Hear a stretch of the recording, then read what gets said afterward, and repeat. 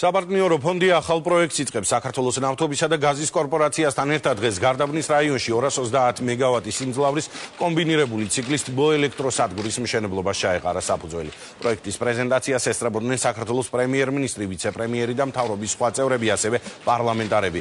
ელექტროსისტემაში პრობლემის წარმოშობის შემთხვევაში გარდაბნის სადგური უმოკლეს ვადებში უზრუნველყოფს სისტემის უწყვეტ მომარაგებას. პროექტის საინვესტიციო ღირებულება 220 მილიონი დოლარია, სადგურს თურქული კომპანია აშენებს. ეს არის მართლაც უპრეცედენტო პროექტი. ასეთი დიდი სიმძლავრის თბოელექტროსადგურის მშენებლობა შეიძლება ჩაითვალოს საქართველოს ენერგეტიკის განვითარების ახალ ეტაპად. ყველას კარგად მოგიხსენებათ, რომ ენერგეტიკის განვითარება ეს არის ჩვენთვის უმნიშვნელოვანესი ფაქტორი საქართველოს ეკონომიკური წინსვლისთვის, რაც ჩვენი ქვეყნის სიძლიერის, ჩვენი მოსახლეობის კეთილდღეობის საწინდარია.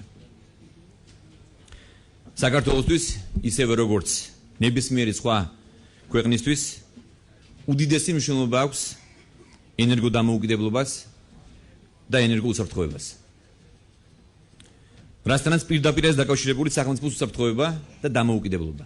აქედან მიღებული ელექტროენერგია ჩვენ შეგვიძლია გამოვიყენოთ ჩვენი ქვეყნის მოსახლეობისთვის, რაც ძალიან მნიშვნელოვანია და მე ამ ყველაფერს დაუკავშირებ ქვეყნის ეკონომიკის განვითარებას. ტექნიკური კუთხით გამორჩეული არის იმით, რომ არის სრულიად ახალი ტექნოლოგიებით იქნება აღჭურვილი, G-ის ტურბინები იქნება დამონტაჟებული, მაგალითად ჩვენ რაც გვაქვს ძველი თბოსადგურები, ამ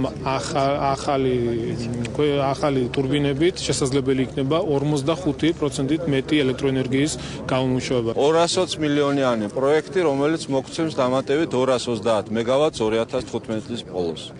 პროექტი ფინანსირდება საპარტნიორო ფონდის მხრიდან, პროექტი ფინანსირდება ნავთობისა და გაზის კორპორაციის მხრიდან, იქნება სრულად სახელმწიფოს კუთვნილებაში და მიმაჩნია 2015 წელს საქართველოს ელექტროსისტემა მიიღებს უმნიშვნელოვანეს ელემენტს მისი დამოუკიდებლობისათვის და ენერგომდგრადობისათვის.